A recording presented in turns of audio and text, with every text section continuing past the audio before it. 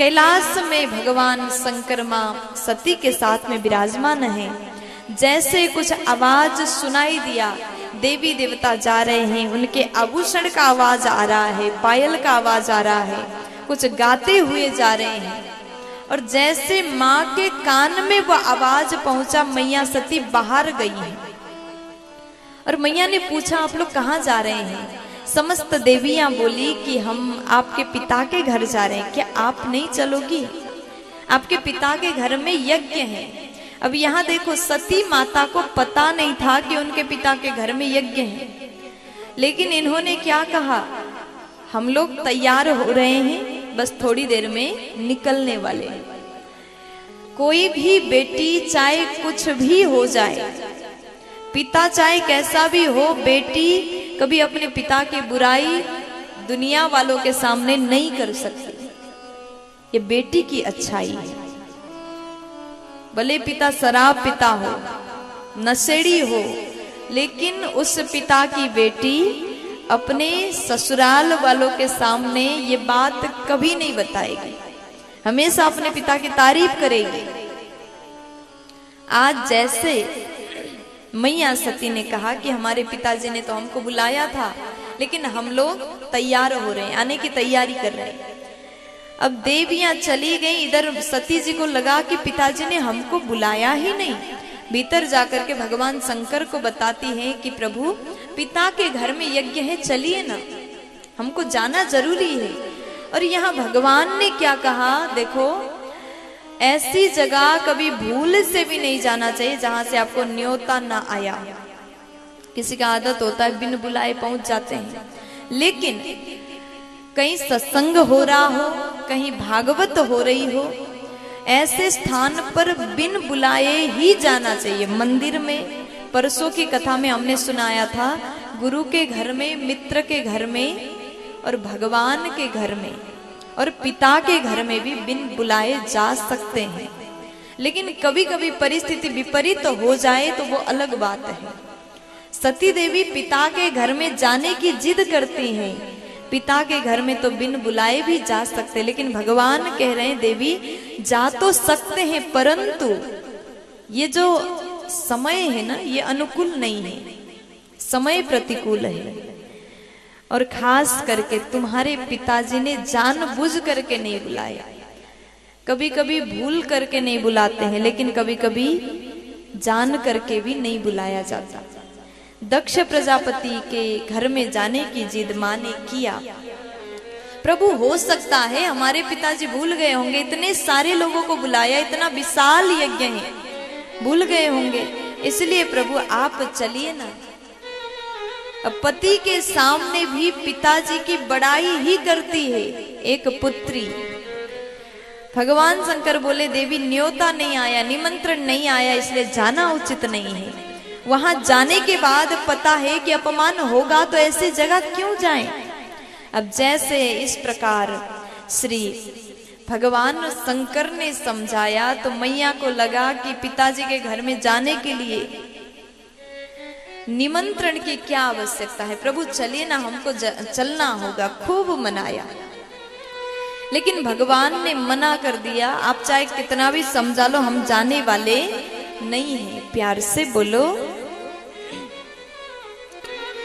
आज मां सती कहती हैं कि प्रभु एक काम करिए, अभी तक हम ये बोल रहे थे कि हमारे पिता के घर चलो, लेकिन हम आपसे निवेदन करते हैं कि आप हमारे पिता के घर नहीं, आप अपने ससुर के घर चलिए। ये वाला भी उपाय कर लिया, लेकिन भोलेनाथ बोले नहीं, हमको जाना ही नहीं है। आप चाहे कितना जिद कर लो, कितना मनाओ, हम जाने के लिए तैयार नहीं होंगे। भगवान ने साफ मना कर दिया। अब मैया ने कहा कि प्रभु आप चाहे कितना मना कर लो, लेकिन हम तो जाएंगे ही, क्योंकि हमारे पिता के घर है, कैसे ना जाएं। अब जैसे भगवान के समझाने के बाद भी इनको समझ में नहीं आ रहा है, इसका अर्थ है विनाश निश्चित है। जब आपके बड़े आपको समझा रहे हो, तो ऐसे परिस्थिति में आपको समझ जाना चाहिए। कभी कभी ऐसा भी होता है आपको बात बिल्कुल समझ में नहीं आया, लेकिन इस दुनिया में सौभाग्यशाली होते हैं वो लोग जो आपको देखते हैं, आपको समझाते हैं, आपको संभालते हैं, आपको मार्ग दिखाते हैं कि बेटा ये वाला रास्ता में चलोगे तो तुम्हारा भलाई है और इधर चलोगे तो तुम गिर जाओगे। इसलिए आपके माता पिता हैं, आपसे बड़े व्यक्ति आपको समझाते हैं तो समझ जाइए। और कभी कभी परिस्थिति ऐसा हो जाता है, आपके लाख समझाने के बाद भी सामने वालों को समझ में बिल्कुल नहीं आता। और ऐसे परिस्थिति में करना क्या चाहिए? तब छोड़ देना चाहिए। जो होगा वो देखेंगे, क्योंकि होगा वही जो राम जी ने रचना करके रख दिया होगा। और जहां भगवान की मर्जी हो वहां इंसान की कुछ चलने वाला नहीं है। भगवान ने समझाया, मैया नहीं मानी। अंतिम में भगवान विचार करते हैं कि भगवान श्री राम की मर्जी यही होगा, इसलिए इनको समझ में नहीं आ रहे। उन्होंने छोड़ दिया, जाने दिया। अब जैसे मैया सती गई है, कैलाश से निकल गई प्रभु को प्रणाम करके, जैसे कैलाश से मां निकलती हैं तो उसके बाद में भगवान ने अपने गणों को भी भेज दिया है। मां सती जैसे पहुंच जाती पिता के भवन में, वहां जाने के बाद में जितनी बहनें थी सब हंसने लगी। अब यहाँ पर कहा गया सादर भले ही मिली एक माता। मां कैसे मिली? बड़े प्यार से मिली। आपके जीवन में चाहे आप कितना भी गलत करो, चाहे आपसे कोई गलती भी हो जाए, तो माँ ही होती है जो कभी अपने बच्चों को गलत नहीं समझती। भले बच्चे बिगड़ जाए लेकिन माँ की नजर में वो कभी खराब नहीं होते। आज सती देवी गई, पिताजी ने तो बुलाया नहीं था। जैसे माँ सती पहुंची, सादर भले ही मिली एक माता, माँ ने गले से लगाया। फिर मैया ने देखा तो भगिनी मिली बहुत मुस्कुराता। बहनें कैसे मिल रही हैं? जैसे सती देवी को देखा तो वो हंसने लगी। आप किसी के घर जाते हैं तो कोई आपका स्वागत करता है, मंद मंद मुस्कुरा करके बड़े अच्छे से स्वागत होता है, तो समझो कि सब अच्छा है। लेकिन किसी के घर आप जाते हैं और कोई आपका स्वागत तो कर रहा है, खूब पुष्प भी बरसा रहा है, आरती भी कर रहा है और वो बहुत मुस्कुरा रहा है, अरे आप आ गए, आप आ गए, फिर बार बार पूछ करके बहुत मुस्कुराता है, तो समझो गड़बड़ है। आज मैया ने देखा ये भगिनी जो है, बहनें जो हैं बहुत मुस्कुरा रही। लेकिन माँ ने कहा कि मैया मैं आपके पास में बाद में आऊंगी, पहले यज्ञ का दर्शन कर लूं। जैसे माँ सती यज्ञशाला की ओर आगे बढ़ी, वहां पर जाकर के देखा संपूर्ण देवी देवता के लिए यज्ञ में भाग है, लेकिन भोलेनाथ के लिए यज्ञ में कोई भाग नहीं। जैसे इस प्रकार से देखा तो मैया को बड़ा क्रोध आया। दक्ष प्रजापति कहता है, अरे सती तू आ गई, अच्छा हुआ कि अकेले आ गई।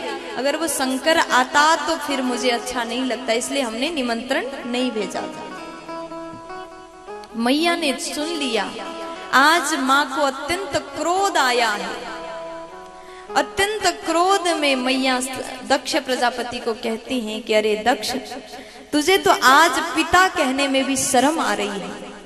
कभी पिता ऐसा नहीं होता जैसे तुम हो। आज यज्ञ करा रहे हो और जिस यज्ञ में भोलेनाथ का अपमान हो रहा है, इस यज्ञ में संपूर्ण देवी देवता के लिए भाग है, स्थान है, लेकिन तुमने भगवान शंकर के लिए कोई स्थान नहीं दिया, कोई भाग नहीं दिया, और तुमने भगवान शंकर का अपमान करके यज्ञ करना प्रारंभ किया, तो ये यज्ञ कैसे संपन्न होगा? तुम्हारा यज्ञ कभी सफल नहीं हो सकता। और मैं यहाँ से वापस कैलाश चली जाऊं तो भगवान शंकर हमको दाक्षायणी कहकर के पुकारेंगे और मैं ये नाम कभी सुनना पसंद नहीं करूंगी।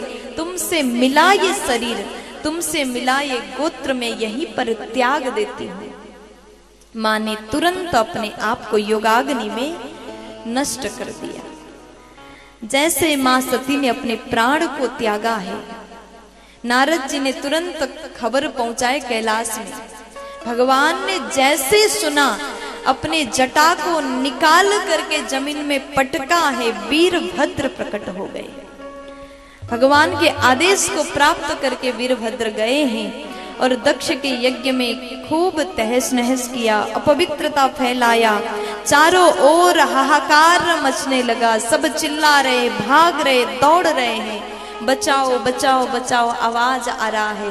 और जिसने भोलेनाथ का अपमान किया था सबको दंड दिया, सजा दिया। जिसने दांत दिखा करके भगवान शंकर के अपमान में हंसा था उसके दांत तोड़ दिया गया। दक्ष प्रजापति ने भगवान को खूब गाली दिया था, उसके मुंह द्वारा भगवान के लिए अपशब्द निकला था और दक्ष के सिर को ही कपड़े की भांति निचोड़ करके अग्नि में डाल दिया गया। सब भाग रहे, दौड़ रहे हैं, बचाओ बचाओ चिल्ला रहे हैं। सब कोई ब्रह्मा जी के शरण में पहुंचे। ब्रह्मा जी बोले कि यहाँ आकर के कुछ नहीं होगा, क्योंकि तुमने अपमान हमारा नहीं उनका किया, भोलेनाथ का किया है। इसलिए सच में तुम बचना चाहते हो ना तो वहां जाकर के क्षमा याचना मांगो। जैसे ब्रह्मा जी ने इतना कहा, समस्त देवी देवता सब कोई भगवान शंकर के पास में गए। भोलेनाथ के शरण में जाकर के सब ने स्तुति गाया। उसके बाद में ब्रह्मा जी बोले कि महादेव अब आप प्रसन्न हो जाएं, क्योंकि आज के बाद मैं वचन देता हूं यज्ञ के अंतिम भाग में सदैव अधिकार आपका होगा। भोलेनाथ प्रसन्न हो गए। तत्पश्चात भगवान शंकर आए हैं। जैसे यज्ञशाला में प्रभु का चरण पड़ा, यज्ञ पूर्ण हुआ और दक्ष प्रजापति की पत्नी रोती हुई आई कि प्रभु हमारे पति को जगा दो, इनको जीवित कर दो। तब भगवान ने बकरा का सिर दक्ष प्रजापति के शरीर में जोड़ दिया।